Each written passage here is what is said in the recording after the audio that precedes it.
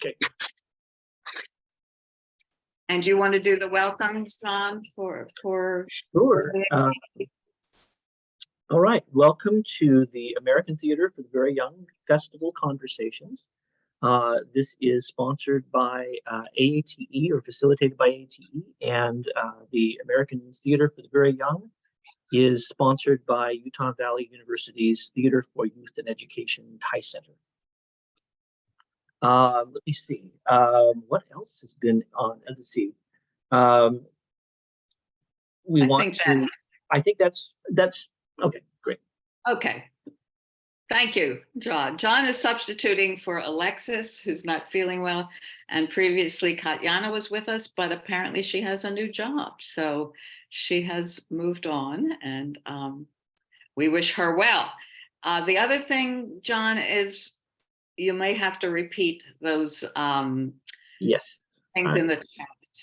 Here we go. I'm putting in the chat Links, I believe links to the American Theater for the Very Young Digital Festival, as well as the password and also the links to programs and conversations. Okay. Great. So I believe most of you know that I am Sandy Asher. I write plays as Sandra Fenichel Asher, and I'm coming to you from Lancaster, Pennsylvania. I think Katie and Marisol and Barry, we're a small enough group. If you would just tell us where you're coming from and your connection to Theater for the Very Young.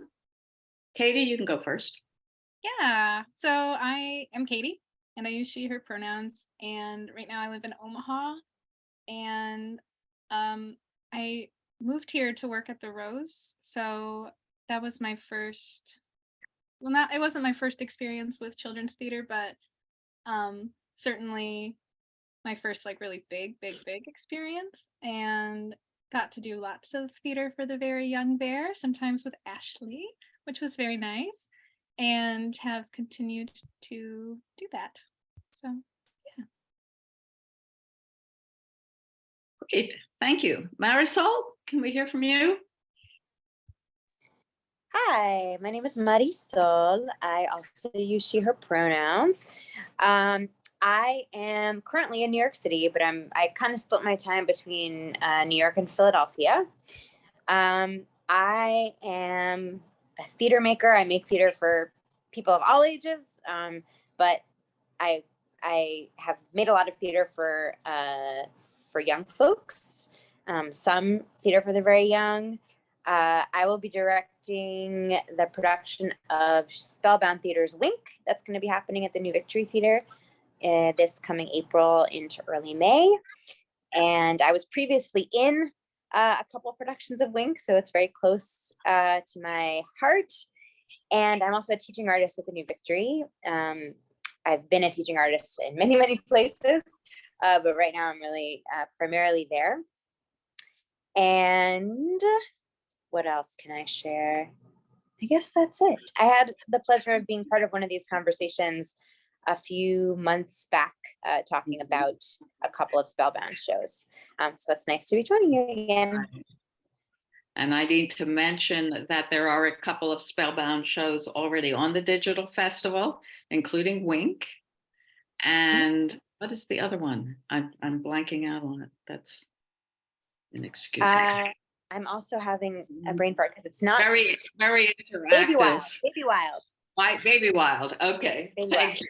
Thank Yeah.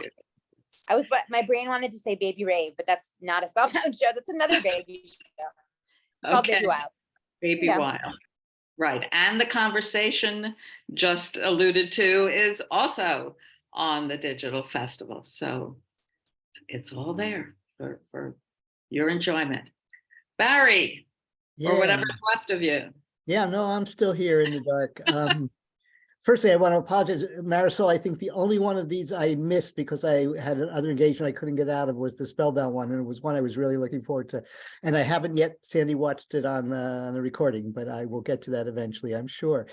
So I'm not far from Sandy in Lancaster, Pennsylvania, playwright for kids, sometimes director, sometimes teacher, and it's nice to be here. Thank you. John, do you want to officially introduce yourself now, not as Alexis's understudy? Absolutely. In my own right, I am John Goodman. I am a professor of theater for children and youth at Utah Valley University in Orem, Utah. And we had a grant from the Children's Theater Foundation of America to create this wonderful resource for the field. And now the Theater for Youth and Education Center at UVU proudly sponsors this and can keep this thing going in perpetuity. So we're very excited to be a support to this and make this accessible to students, teachers, educators, and practitioners. Thank you. And now I make the official announcements on behalf of the Digital Festival and the conversations, and then we will get to our guest. I echo John's thanks to the Children's Theater Foundation of America for the grant that got us going, and to UVU and AATE who are keeping us going. The Digital Festival currently hosts 25 videos from all over the country. I love saying that, 25 videos, plus 10 of these ATVY festival conversations, plus more. And it is meant for theater practitioners, educators, and students. It is password protected and not intended for use by the general public. But yes, you are free to share it with other theater practitioners, educators, and students, and we encourage you to do so. Why, there's Barry. Welcome. Everyone registered for tonight's conversation will receive a link to it, to the recording, and you may share that with others as well in our field. And again, the recording will be on the AATE website under programs and events, and also on the Digital Festival next to probably Firefly, so that you can see a video of a performance and then see the interview with an artist involved with that performance, sometimes more than one artist. So I think that's a really interesting educational tool that you can use. So that brings us to tonight's guest, Ashley Laverty, Artistic Director of Kerfuffle and producer of Firefly and director of the Caterpillar's Footprint. If you haven't already watched the videos, I encourage you to do so. They are really unique in their interactivity. They are up close and personal. Those kids are right next to the actors and interacting with them every second, which is really exciting and a lot of fun to watch. I think we may need to repeat, John, the Kerfuffle links one more time. I see that the Digital Festival link is recent, but the Kerfuffle one is what Alexis, Right. there, please, if you could. Yep. Okay, I think those are all the official announcements. So let's turn to Ashley. Can you give us some background about yourself, your career, and what led you to Kerfuffle? Yeah. Hi, everybody. I'm so happy to be here. I'm Ashley Laverty, she, hers, and I am coming to you from Chicago, Illinois. I was born and raised in Massachusetts, and I was an actor for a long time. And my cat just tried to join us. He might make an appearance again. Anyway. And I was an actor for a long time. I thought that I wanted to be on Broadway. I had a musical theater background, grew up doing community theater with my mom, which is really special. I now realize as a person in my mid-30s, like how special that is that I had that experience with my mom, and just that theater was really important to my family. I went to college for musical theater and moved to New York when I was 22. Sure, I was going to be on Broadway, by 23. And that isn't what happened. And instead, I got hired to do a lot of children's theater. And some of that children's theater was in New York, and some of it was on tour, and some of it was very bad. And, as probably I'm going to assume everyone here has seen some sort of work for young people that they were disappointed in. And I definitely, as someone with a musical theater background, sort of just had this attitude of like, oh, whatever, like kids theater, like pays the bills. And it wasn't until I toured with a company called the National Theater for Children. They're based in Minneapolis and they're still around. They send teams of 2 people out to like CAFA gymatorium type things, do really highly educational theater. That was a real life changing experience for me because we were like performing, for kids, like sitting on the gym floor 2 feet in front of us. I had never had that experience before. And we were touring around Nashville, and I was talking to 5th graders who had never seen a play before. And so for me, that was like the real like light bulb of, wait a second, I think I'm good at this. And wait a second, I think I like this. And wait a second, I want to make this better. I don't think anyone should ever roll their eyes at TYA. And so that's what led me to looking for graduate school programs. And I went to Arizona State 2013 to 2016. And I got my MFA in Theater for Youth and Communities. Or that's what it's called now. Sorry, I got my MFA in Theater for Youth. Now it's Theater for Youth and Communities. Prior to before I went to grad school, though, I, like to pay the bills, was working at the New York Kids Club, which, Marisol, I don't know if you're familiar. It's the #1 children's enrichment center in New York, and like doing like cooking classes for 3-year-olds and ballet classes for 2-year-olds. And I was a gymnastics coach for Matt Damon's 5-year-old's birthday party. Like very interesting demographic. And it was really drama focused and like rooted in creative drama. And so that experience also made me start realizing like, hey, wow, 3-year-olds are really cool. I'd also been a nanny. So all of these things kind of were happening in my 20s. I went to grad school. That's when I learned about baby theater, learned about Barry Kornhauser, read about balloonacy, and learning in grad school, reading lots of plays, thinking about my experience as an actor. I was really excited about making original theater for young people. And looking around, I saw that there were so many book adaptations on stages for elementary school students. And I was really excited about not doing that. And at the time in grad school, I decided, well, I think the place that I can do this, create original work, is for the very young, where there is not such a inextricable link to curriculum and to like the gatekeepers of principals of elementary schools to make sure that, children quote unquote learn something. And so that was a jumping off point for me with Theater for the Very Young, along with just loving very young children and thinking that they're awesome.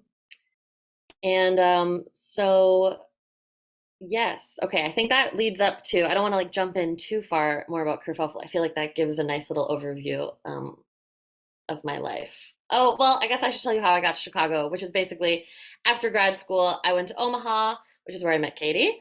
I was the director of early childhood at the Rose. I did that because I wanted a full-time job in the arts, had gotten an MFA in order to do that, had never had a full-time job ever because I was an actor and worked at the New York Kids Club and, sold like Broadway tickets in Times Square.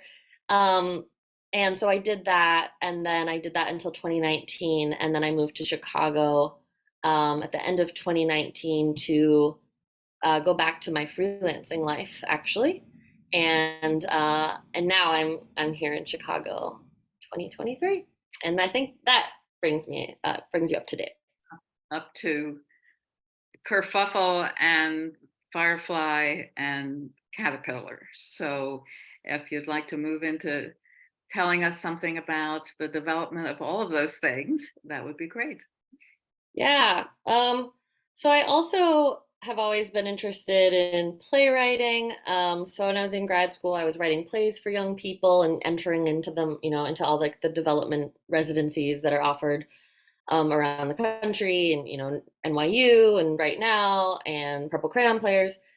And I noticed for myself that I do not do great writing alone in a room, and I thought it was so. And since these have changed over time, but at the time, I noticed this trend where adult playwrights were writing plays for young people. They were bringing them to spaces where only adults were in the room, and then getting feedback from adults or like 5 kids, and then going back to their own little bubbles. And I know that has changed a lot over the years. And I thought, well, what if young people were really involved in the process? And I remember I talked to Barry in like 2015, and Barry shared his whole process of learning and working on Balloonacy. And I thought for my thesis in grad school, I was gonna partner with young people and build a brand new show, original show called Caterpillar's Footprint. And then that turned into Kerfuffle. And to be completely honest, it wasn't that I was like, I'm going to start a theater company. It was more like, I really want to create this play.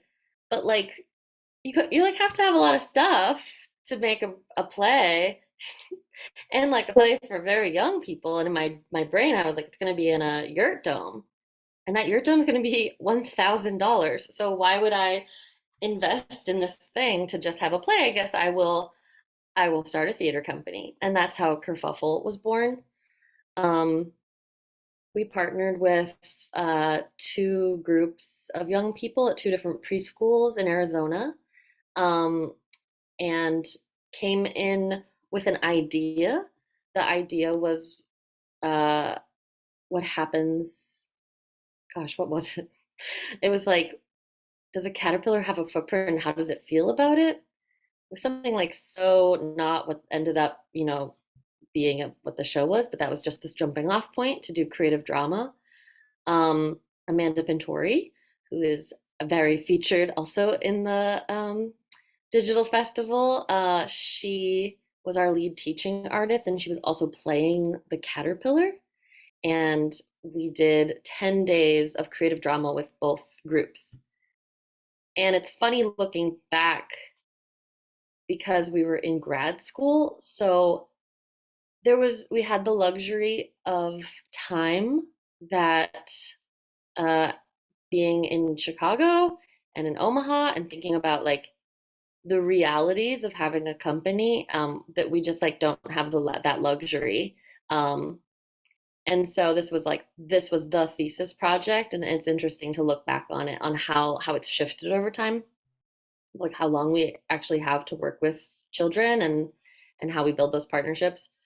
But we created creative drama. It was October of 2015, and we were exploring like, what does a caterpillar feel inside of a cocoon? We found all these different footprints like around the backyard of this Montessori preschool, and asked the children, whose footprints are these? And it was out of that we then built the show, and they were really interested in a bird and in a dinosaur and in a bear being in this magical forest. And then from there, we rehearsed the show, and then we were in residency at a children's museum called the Idea Museum, which is an arts-based early childhood children's museum in Mesa, Arizona. We were in residence there for a week. And again, we were able to like take over this space and had like a full like 12-hour load in, and just like really were in residence in this museum's room for a week. And it's interesting because that show has had a life since then. It's had like we've remounted it in many different places. We've toured it, and touring it is different because we have the yurt dome. The show takes place inside of this container, but like we don't have, again, like the luxury of the time and of like the manpower, of the money to do a 12-hour load in and, you know, we're in a children's museum, or when we're touring, we're in a early childhood center or in a multi-purpose room in a library. We're not bringing stage lights and we're not bringing like, you know, lighting trees. We're making sure that it's extremely safe for 3-year-olds to be around. And we think about how like easy ways to transform the space. So like we have like little like lighting covers that go over fluorescent lights, for example. You just like need a ladder and then you can open up the light, like those horrible fluorescent lights that are in like multi-purpose rooms. Things like that like are easy ways to transform a space. So that's the Caterpillar's Footprint. And I directed that, but Firefly is a show that I did not direct. It was directed, it was created, conceptualized by a woman named Jessica Burrell-Logue, who is in Omaha, Nebraska. And that show also takes place in the Yurt Dome. And I was reflecting on the two shows today, and I think it's interesting that those are the two that Kerfuffle has in the digital festival because they both follow kind of a similar formula where there's like a very clear pre-show experience. The pre-show experience happens in a space that is not the Yurt Dome. It happens outside of the Yurt Dome where the young people and their families cannot even see the Yurt Dome. The Yurt Dome is we want it to be a reveal. We want it to feel very special. Also, if someone... Just a second, Ashley, to pause because I know John has to catch a flight. Oh, yeah. A taxi to his flight. Yes, So, I've got a getaway cab downstairs, so I'm going to absent myself from the festival and leave. And I think you are still set up as co-host and should be okay. And it's Okay. recording to the cloud. thank you. Safe Okay. travel. Hey, thanks so much. Bye. Bye, John. Sorry for the interruption. Please continue, but I could see he was getting a little anxious there. So Oh, that's okay. I was going to say, I feel like if anyone doesn't know what a Yurt Dome is, it's a big white, it's a big rounded tent. It's a dome tent. There are permanent Yurt Domes. I'm saying this sort of for like the people of the future who are watching our video too. You can Google it, but ours is a big white tent. And it is 14 feet in diameter and it is 7.5 feet tall. It is extremely intimate. You can fit 22 people in there uncomfortably. You can fit 20 people in there comfortably. So that like also comes with its own challenges that I could certainly unpack, thinking about like accessibility too, and like kind of have to sit on the ground or like low to the ground chairs and all of that. But Firefly and Caterpillar's Footprint, like I was saying, both have like a very clear pre-show experience.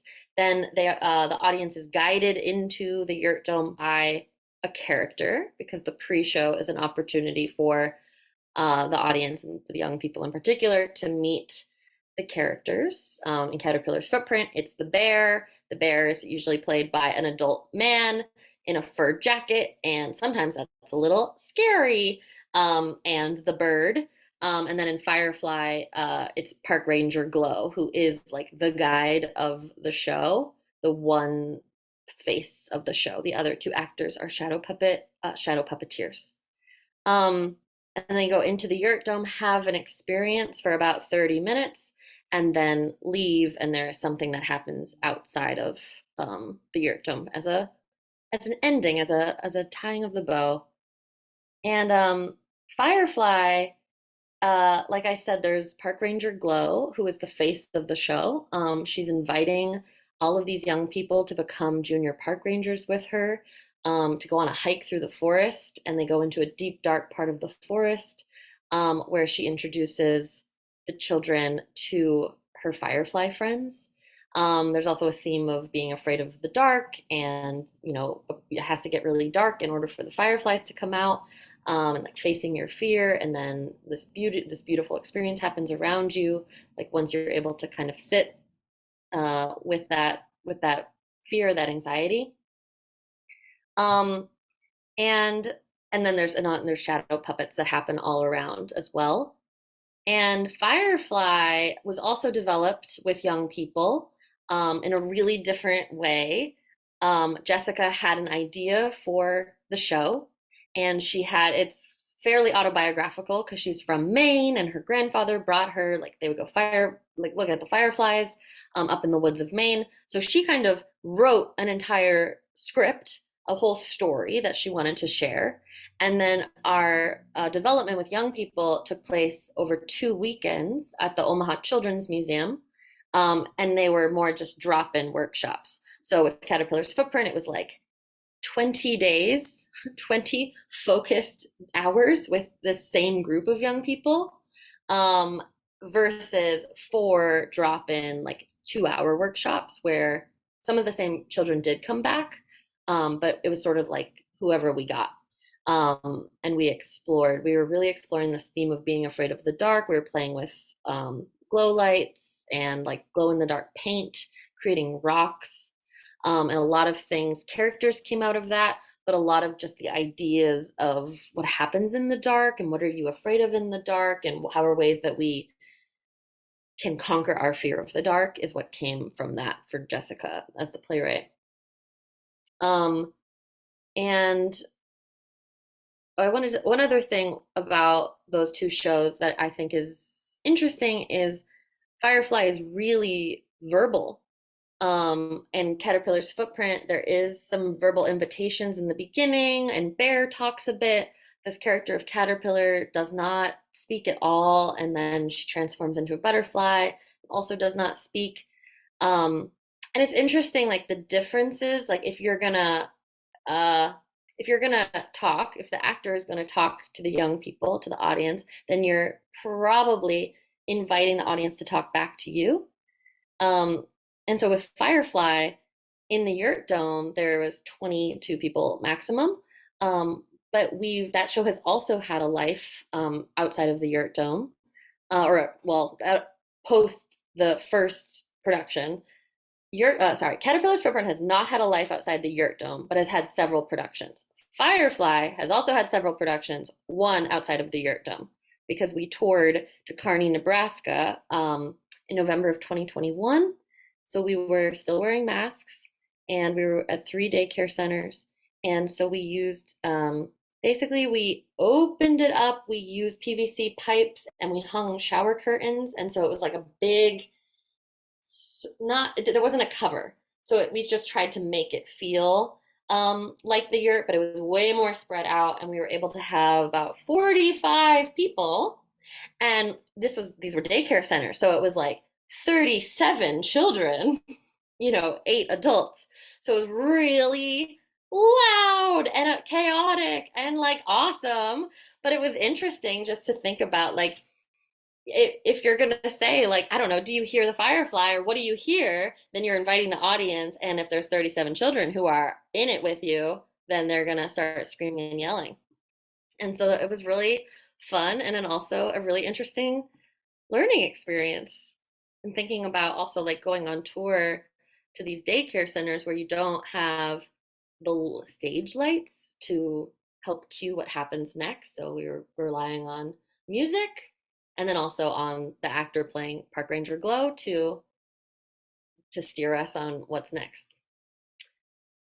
So I think those are the big things I wanted to share about those 2 shows. Thank you. Thank you. I want to offer others a chance to ask questions, and I don't think we need to put them in the chat. You can just wave your hand at me and I can call on you if you have questions for Ashley about. Well, Ashley, just if not in the characters necessarily, but in the titles, you're dealing with both kind of animals, caterpillars and fireflies, back both kind of in the bug world, so to speak. Tell me about those choices. Oh yeah. The Caterpillar's Footprint definitely came from my interest and love and respect for Eric Carle, and the Very Hungry Caterpillar. And so that was that little nugget. And then the animals came from the children that we had worked with. But we try so hard. It's an interesting balance between wanting the children to share and to use their imagination and to like tell us what they want the show to be. And also planning an hour of creative drama as a teaching artist, you know, especially with a team, it's one thing as an individual to go in and be like, I'm just gonna like see what happens. But we're going in as teams, so there does have to be prep and there does need to be some kind of activities or some sort of guideline to help our hour. So we did guide, I guess, the animal choice with the footprints because we didn't have human footprints, but we did try to keep it really open. It was like they were like Google images of like vague animal footprint, like tried so hard to keep it super open to see what they would say, which is how we got the dinosaur. Because I wouldn't have put a dinosaur in the show. I'll say that. And I'm so glad there is a dinosaur in the show because it came from those children. Same thing with the Firefly too, actually. Um and now I'm like thinking in my head like, ooh, do we have any shows without animals? But we do. But well, I guess I could. Is this an appropriate time to share about other things, or should I just stick to this question? I don't really know. Well, why don't we just see if there are any follow-up questions to this in particular? And if there aren't, my next question was tell us about conductors. So that's probably in the area that you're moving toward. So Looks like Marisol has Marisol seems to have a question. Oh, I'm sorry, Marisol, I didn't see you waving there. Are you waving? Yes, I raised my little hand. Thank you, Barry, for spotting it. I have two questions. One is about a design choice that I was just curious about, and then another is about this thing you bring up about verbal response from the audience. So my design question is just, I was so curious about in Caterpillar's footprint, the piece of cloth that comes out of the like pear-shaped object, both that and then the wings, how you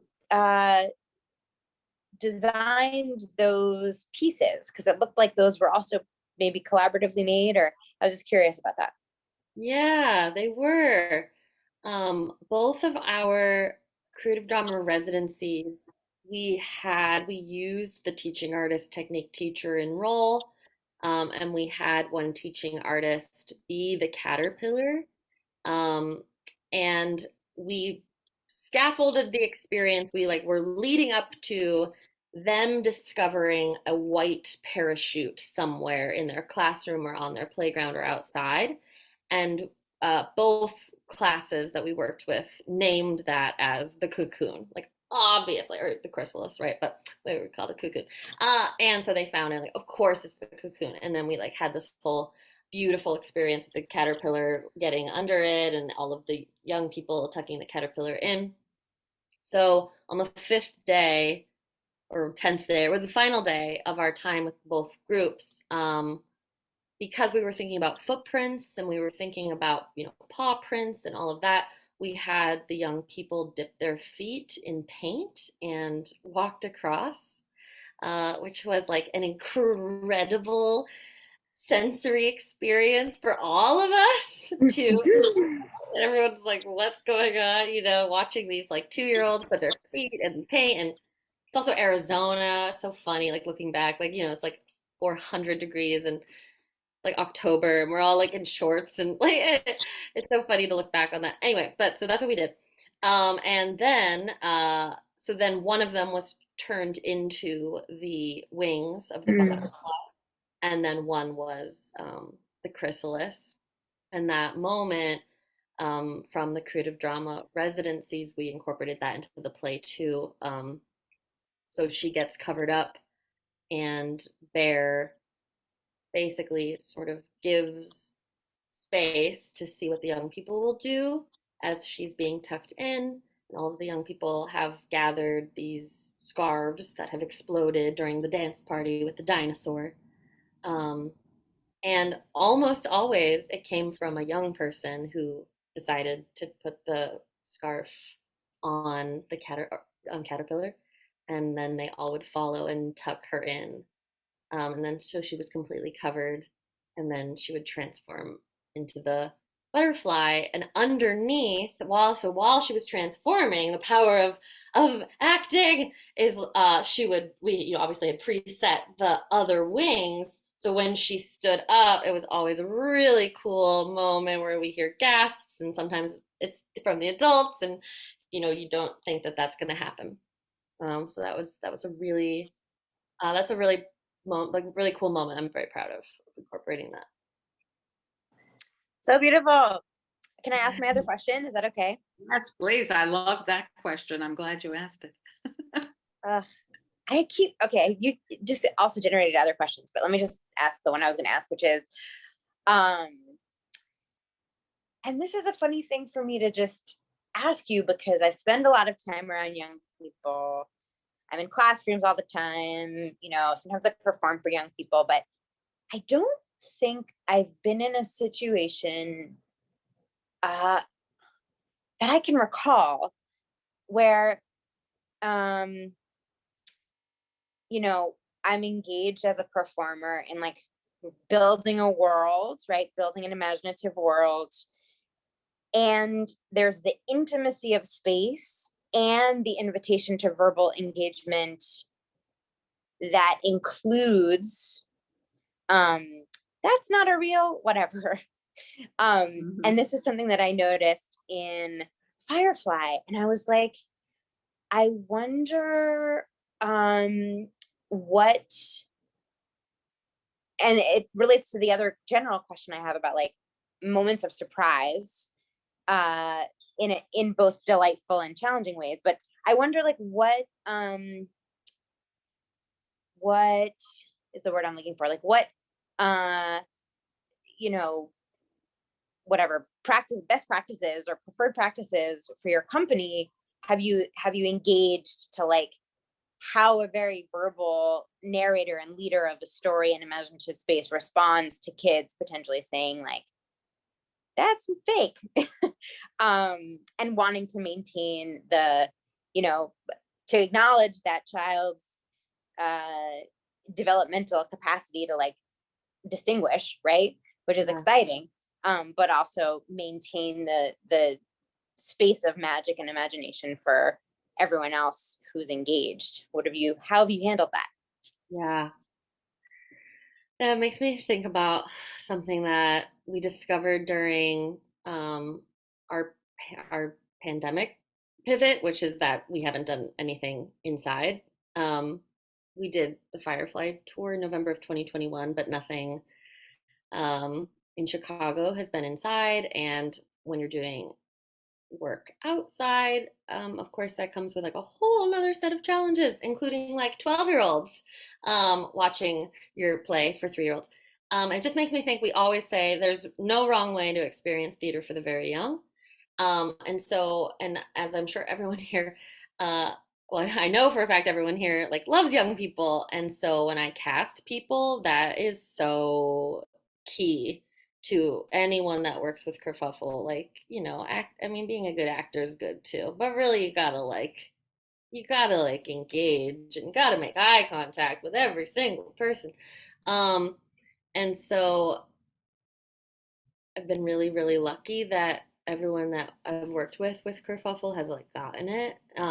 That there's no wrong way to be. There's no wrong way to engage with theater for the very young. If they're gonna stand on our stage and cry the whole time, that's okay.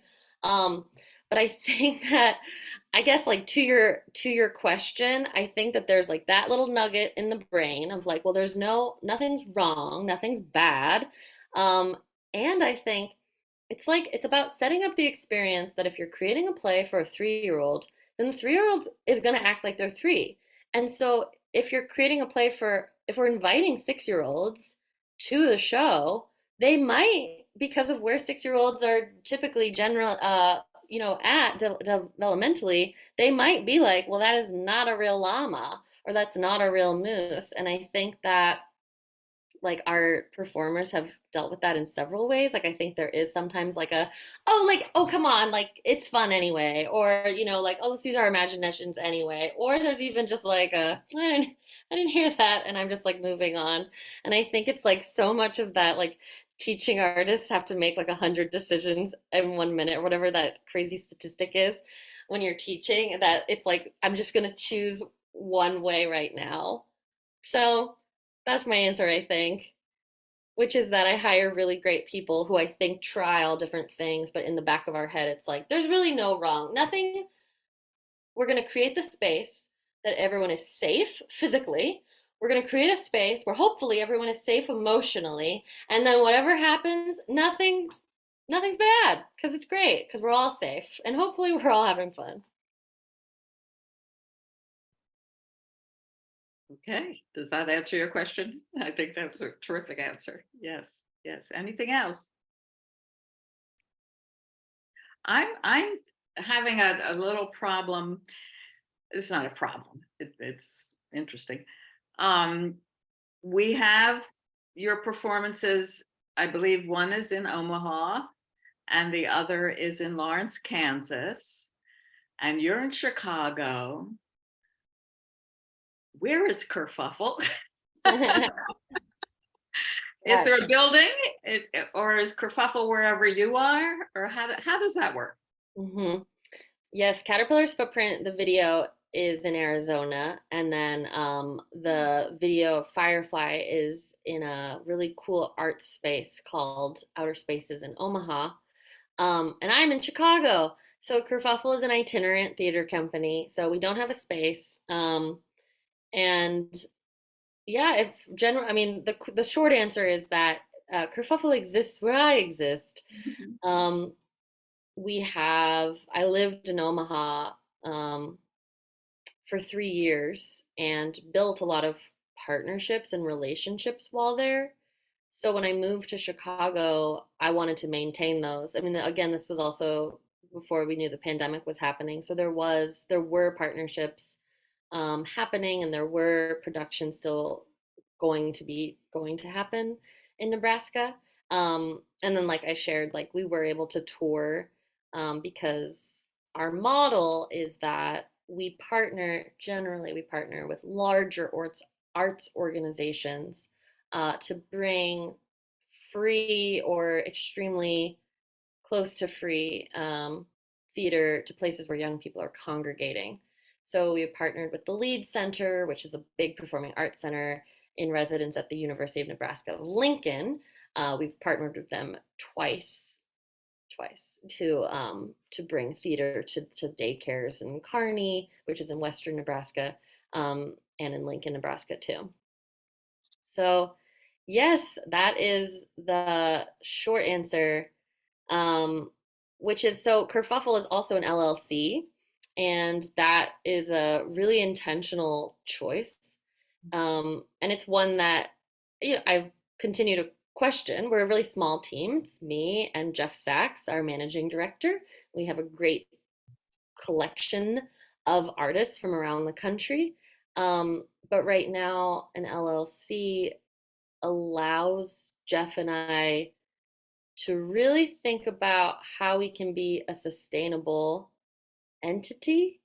And the pandemic, for me personally, changed me so profoundly. I moved to Chicago thinking I was going to hustle so hard and make Kerfuffle my full-time job. And the pandemic just made me realize, like, I don't want to do that. And actually what makes me most joyful is living a sustainable life filled with joy, where we do 1 to 2 shows a year, where we are able to pay people much more than we were before, and like really just like put joy at the forefront of all of our projects. And that's taken a while to like get to that point and feel confident about it, but that's where we're at. It all sounds great, actually, and I love the fact that it's an itinerant company. It's very romantic in its own way. You know, the old troops that used to travel from one town to another and bring the show, and have yurt will travel kind of idea. But I'm really curious, because again, this has always been a big problem when those of us who like our shows to be played for very intimate audiences. What do you do to keep yourself financially okay? And So the model I'm hearing, tell me if I'm wrong about that, because it's kind of fascinating to me, is you sort of will partner with a large organization that will, in a sense, subsidize so that you can pay your actors and this, that, and the next thing, and yet not have to charge your audience anything or very little bit. Is that kind of how it works? Yeah, that is generally how it works. We've partnered with a lot of libraries, museums, parks, children's museums, and art museums. And so it depends on who we're partnering with. Like children's museums generally like to charge a ticket for the audience. So it might be a partnership where they fund the project and then they charge a ticket. Chicago is a city that loves the arts and loves artists and loves the summer. So we're going to go into our third season of working with the Night Out in the Parks Festival, which is the citywide incredible festival where the city of Chicago tries to put one arts event in every single Chicago park, and there's 265 parks, and it's amazing, and I love parks, and it's free, and that's like their number one rule is like, if you do this, you can't charge people, you can't ask for donations, and they fund the project, and it's really shout out to like doing free theater for 3-year-olds in the parks. I highly recommend it. Like nothing makes my heart burst more than with joy than like watching that happen. But yeah, so that's basically it, Barry. Yeah, is that like I realize that if we do less, people can get paid more. And like the pandemic made me realize, like, oh, all our money should just go to artists. Like that's what should happen. And then families shouldn't pay. And you And don't so, have to maintain a building and worry yeah, about plumbing. Yes. yeah, Just great. Just great. Yes. yeah. So I see the conductors in one of the links that you sent us. Is that what you're doing next summer? You want to talk? Yeah. We're almost out of time, so if you want to just wrap up with that, that would be great. What the future? Yeah. Yeah. The Conductors is a play that we developed in Chicago, and it we got grant funding for it pre-pandemic, and as I'm sure everyone here has had that experience where then the play happened in 2021. We partnered with a new theater company called the Connecting Roots Project, which is a train or a railway based train company, and basically their model is that they travel by trains to communities like right off the Metra, which is the commuter rail in Illinois, and which is often a lot of libraries and museums and public spaces, which is like right up Kerfuffle's alley. And so we created a show in partnership with them about trains. And that show was developed with children, including with Katie's child, actually. There was virtual workshops, there were virtual play kits that were meant to be printed and not used on the screen. And then I also did some creative drama outside in parks here in Chicago, which is crazy just like to think about like the things that we all did, but that I did that. And the show is all about where would you go on a magic train? That's what our creative drama was all about with the young people. And the show, it's a tourable set. So it's all PVC and fabric and these vintage suitcases. And we toured on the train. And then last summer we did it with Night Out in the Parks in 8 different parks around Chicago. And then this summer we'll be doing it again. And so everything is able to be carried by 5 adult people. And then we set it all up in the parks, and it's all about these 3 train conductors who are traveling on a magic train in search of treasure. And they go underwater, and they go to grandma's house, and they go to outer space, and they go up a mountain, and then they don't find the treasure, and they're mad. And this is all nonverbal with music, and then they realize that they were the treasure the whole time. And that show was really the development with young people, and then the rehearsal was really influenced by the pandemic. It's all about like who and what we treasure and what's most important to us. And then that show has just had this like really beautiful life of only being presented outside and only being presented for free with the same 3 actors. And it's really special. And I guess I only have 4 minutes left, but I want to plug one other thing too. Is that okay? Go ahead. Okay.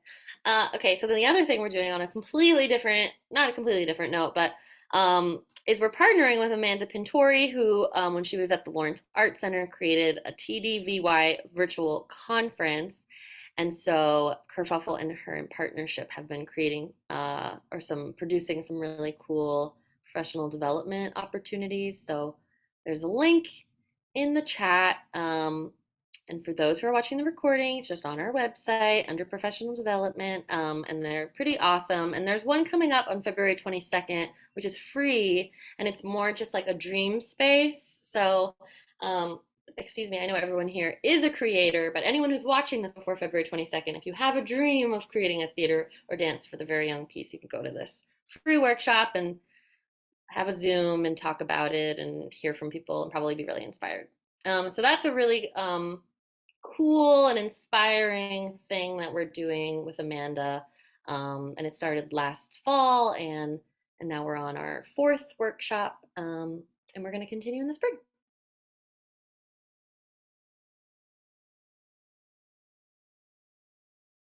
Okay, thank you so much. But this has been a very rich evening. I really, really appreciate all you've given us. I do want to remind folks that a month from now, March 6th, Monday, March 6th at 8 p.m., we'll be talking with New York City Children's Theater about New York Children's Theater. Okay, about New York City Children's Theater's delightful production of, who wrote this? Please Bring Balloons, with director Sarah Margolis, who happens to be our new executive director of TYA USA. And since she is no longer with New York City Children's Theater, she suggested that we bring on board the current resident director, Sammy Lopez. And so we are doing that. So I hope that you will all join us for that. And on that note, we are just about out of time. So thank you so much, Ashley, and everyone who has come to join us. And we hope to see you in a month. We hope also, if you have new videos to share, please get in touch about adding them to the digital festival. And for those who don't know, you just contact me, sandyasher@gmail.com. So good night. Thank you. Stay well. And we'll see you Thanks, tomorrow. everybody. Bye, Ashley. Thank you. Bye, Katie. Bye, Marisol. Thanks, Sandy. Thank Bye-bye. you. Good to see all of you. Thank you. See ya.